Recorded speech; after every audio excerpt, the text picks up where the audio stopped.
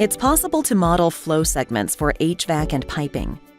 First, let's open the Profile panel and filter on Piping Profiles.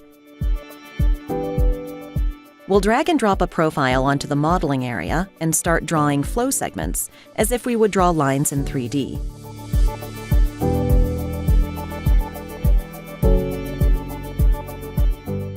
Note that flow fittings are created automatically to connect the flow segments.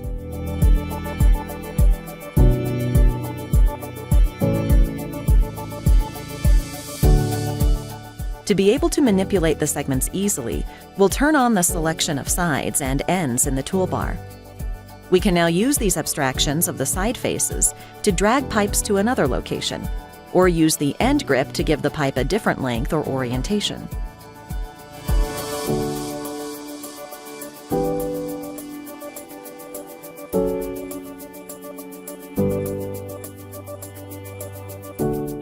Note that the flow fitting between these two segments has been updated automatically, so the two pipes stay connected. We'll add another pipe in this drawing. Now we can connect these two pipes and select Flow Connect in the quad.